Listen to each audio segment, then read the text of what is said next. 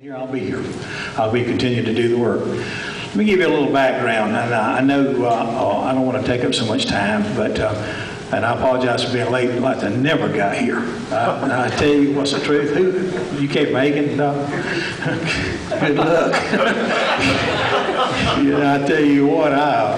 We drove around the world. I stopped out here. Finally found a gas station. I could talk to somebody, and I had 4 people give me directions to somewhere else. And then I got on Jesse on the phone, and he made it 5. But I do apologize. Well, I've never seen so many roads, and it is dark outside too. It is dark. Let me just move along right quick. We live in Reeville, South Carolina. I don't know if anybody know where that is, but it's close to Woodruff, which is part of Spartanburg County. We farm, we raise beef cattle, we grow hay, we grow nursery trees when there was a market for nursery trees. I have a couple of products I've got patents on we sell on. If he wants to happen, then I will do that. But I'm not afraid of it. I'm not afraid of that. If he put me here to start with in his office, and as long as he puts me in here, as long as he keeps me in here, I'll be here. I'll be continuing to do the work. Let me give you a little background. And I know I don't want to take up so much time, but and I apologize for being late. Like I never got here. I tell you what's the truth. Who you keep making? Good luck. I tell you what. We drove around the world. I stopped out here. Finally found a gas station. I could talk to somebody, and I had 4 people give me directions to somewhere else. And then I got on Jesse on the phone, and he made it 5. But I do apologize. Well, I've never seen so many roads, and it is dark outside too. It is dark. Let me just move along right quick. We live in Reeville, South Carolina. I don't know if anybody know where that is, but it's close to Woodruff, which is part of Spartanburg County. We farm, we raise beef cattle, we grow hay, we grow nursery trees when there was a market for nursery trees. I have a couple of products I've got patents on we sell on the internet. And a small family business. And I'm perfectly content. In my tractor one day, riding along out there planting oats. And some people came by and stopped me out near the road and said, "We want you to come to a meeting tomorrow morning. We're going to talk to you." And some citizens, neighbors. And I said, "Okay, I'll do that." So we met at the Waffle House. Walked in there and sat down. I said, "What in the world?" They obviously want to buy some hay or trees or something like that. They said, "We want you to run for the state legislature." I said, "What was that again now? You got to be kidding me." And they said, "No, we want you to run." And I have been politically active for a long time because I still remember where I was when this administration came into power. And I said, we're in trouble then, and I was on a deacon board at my church at that time, and I prayed that night at our deacon meeting. I said, "God, you need to give us a second chance. We have dropped the ball, and we have let things go in this country to this point, to where we are now. Nothing against the president, the administration and his associates. And a lot of things I'm telling you is personal opinion, okay? So, but anyway, I remember praying that. So I can just tell you this much too. Be careful what you pray for, okay? Because next thing I know, I'm seriously considering running for this office. Considering, not seriously, okay? They said, "You think about it and let us know." I thought about it and I prayed about it for 3 months. 3 months. I was at the state sovereignty rally on the State House grounds in Columbia on May the 5th of that year. And it came to me clear as a bell. I've got to do this. So I had spent 3 months trying to talk God out of this deal.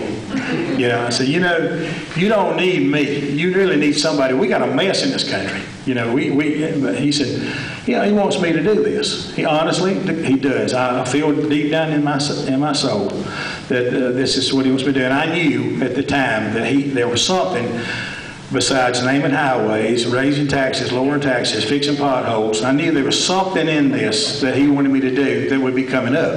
Well, here it is. This is what it is right now. And so I just when I signed on for this deal, I took an oath, and I carried it around with me. And I got it here with me right now on this piece of paper. I signed this little piece of paper that says, I will uphold and defend the Constitution of the United States of America.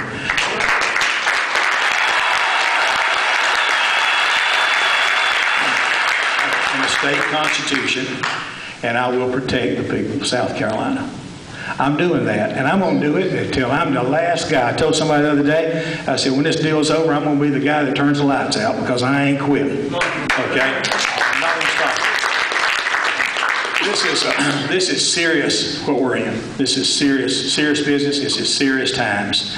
And nobody is over-dramatizing it. It's what it is. And it's things that are happening to us now that I never dreamed. And I'm sure probably you would have never dreamed it. It's sad. I want to just tell you this much. It's sad that our government has put us in the position that we're in. They have put us in a position to where we're going to have to defend ourselves. We have backed up. I mean, they have, not just this administration, but several administrations, they've seen how much we'll take. They've just seen how much, we're going to push them a little further.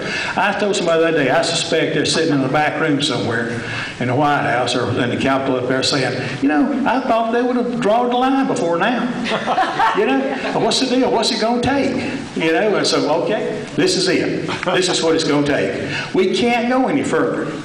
If we let this happen, if we let this Obamacare happen to us, then just these little bullets here that Jesse has had on here, that's just the beginning of the intrusion, the federal intrusion in our life. Now, I don't know about you, but when we got soldiers in Afghanistan and Iraq and other places in the country that's fighting and dying for our freedoms, we buried a guy in Greer, a soldier, 3 terms. He was back on his 3rd term last week or week before last. He died in Iraq or Afghanistan. Fighting for our freedoms. They're over there fighting for our freedoms. We're over here giving them away.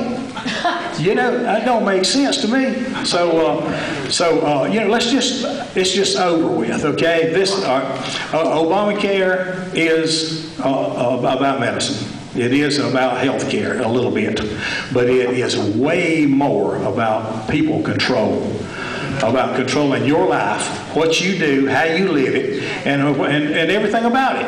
Well, I'm going to tell you something. I love freedom. I honestly love being able to do what I want to do, stupid as it is sometimes. Okay? All right, if we do things, if I go here and eat at the Beacon, I don't know if y'all know where the Beacon is, but if I eat at the Beacon 3 times a day, 7 days a week, okay, I'll do it. That's my business. All right, okay, healthcare may enter into it somewhere down the line, but basically, it's a freedom thing. It's absolutely what it is. And stopping Obamacare, if you remember this, stopping Obamacare, ending Obamacare is the right thing to do. It's absolutely.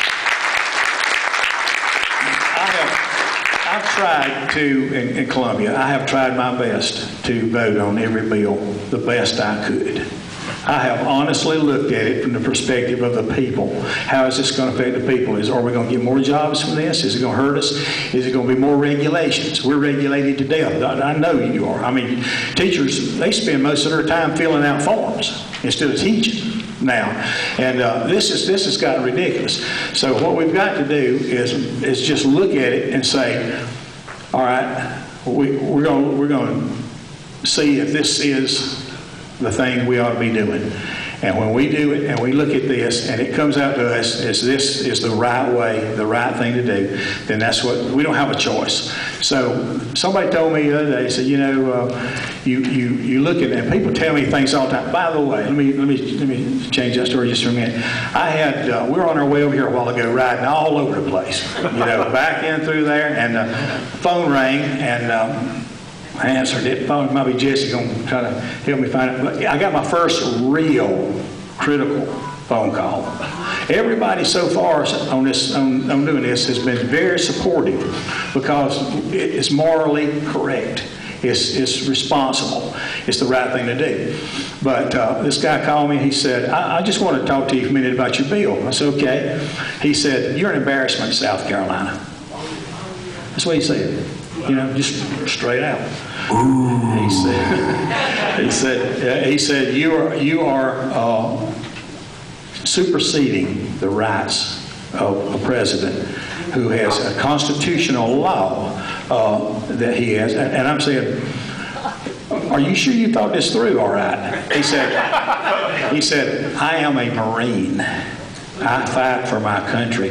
I said, well, we're brothers. I'm fighting for my country too. I am, and I appreciate your service. I thank you so much for your service to our country, and I really do. But I'm fighting for our freedoms just like you are.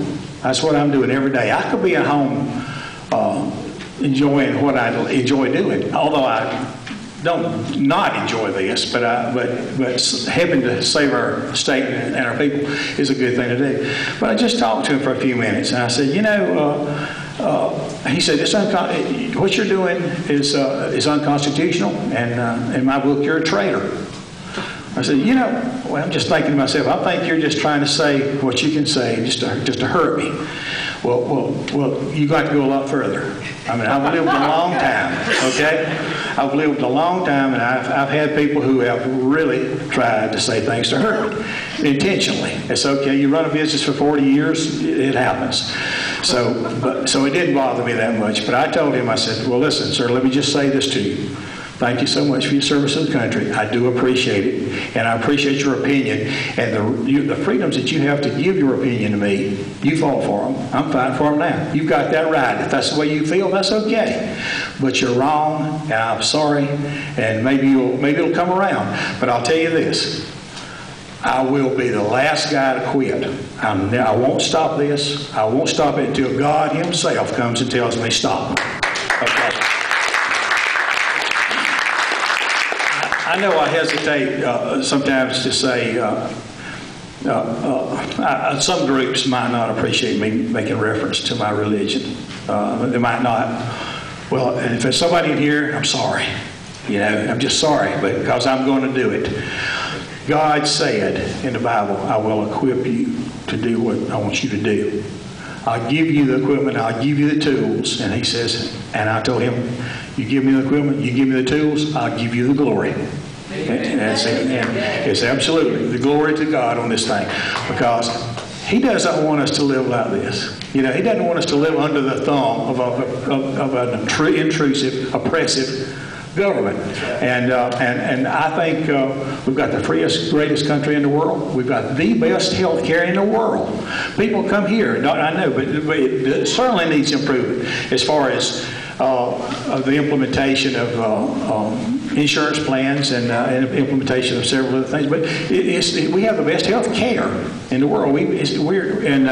So I don't really want, at my age, to come down with some little illness and 15 people that don't have, maybe have a medical degree, sit somewhere and decide if I get medical treatment or not. You know, I just don't, you know, that just kind of bothers me. And it ain't going to happen if we stick together. All right, now, what I want to ask you to do, and I'll shut up, okay? But I have filed this bill. And I don't care. I'm not afraid. I am not afraid of it. I worry a little bit for my family sometimes what could happen, but that's okay. We live in the world. There's uncertainties in the world. Okay, but I filed this bill. It's pre-filed yesterday. It's H3101. And that's the bill title. That's the bill number. While you're looking that up, go back one more bill and look at H3100. All right? H3100 is the freedom of prayer bill. If you want to pray in school, if you want to pray at a football game, or if you want to pray in the courthouse, if we want to hang the 10 Commandments in the courthouse, that we ought to be able to do that. I'm sick and tired of them pushing us around for that. We're going to stand up for that one too. That has got to happen, because if we want to fix this country, if we want to fix it, what we've got to do is we've got to get prayer, and we've got to get our churches and our preachers and everybody on board, and let's quit letting this handful. And it's virtually what it is. It's a small handful of people who want to run our lives, and there are more of us than there are them. They still are. I honestly believe that. Well, we stand up for what's right now. I know that we're supposed to be meek and mild, and as far, I don't know we get into preaching here, but still, we are supposed to stand up for what's right and morally right.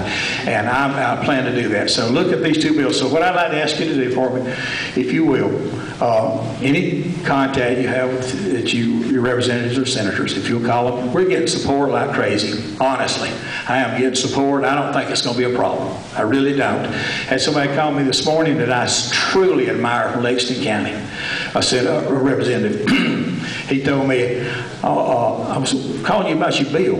And I said, well, I appreciate it. I said, I'd like for you to sign on to it. He said, I'm calling to tell you that I'm not going to stand behind you on this bill. I'm going to stand beside you. That's what he told me. And these guys down here, we've got some really good legislators. We've got some really good senators. And we do have. We get a bad rap a lot of times, but we got some rascals too. Okay? And maybe I might be from time to time on certain things, but I'm certainly not perfect by any means. And I don't have all the answers. But I do know this. If you get we get the people behind us, we get people working with us and helping us on this thing and pushing for this and praying. And talk to your preachers. Talk to your preachers in church. Ask them to pray for us. Ask them to do what they can. Talk to your neighbors. Talk to your friends. And tell them that we need everybody on this. 4.5 million people in South Carolina. We can make a real loud noise if we want to. All right, as soon as South Carolina decides to do this, as soon as we decide to pass this through the House, we get out of committee. That's the first thing. We get out of committee, we get it in the floor, we debate it. If we can get it on the floor, we can sell it. If we get it there and it goes over to the Senate, we get it through the Senate, get the governor's signature on this, you watch. Oklahoma's already in there, Maine's already in there, New Jersey's already in there, believe it or not. Arizona. We get Alabama, we get Texas. This thing's going to, somebody told me it's going to collapse under its own weight anyway. Well, we're going to add a little weight to it. We're going to mash it in the ground. So thank y'all so much. I appreciate it.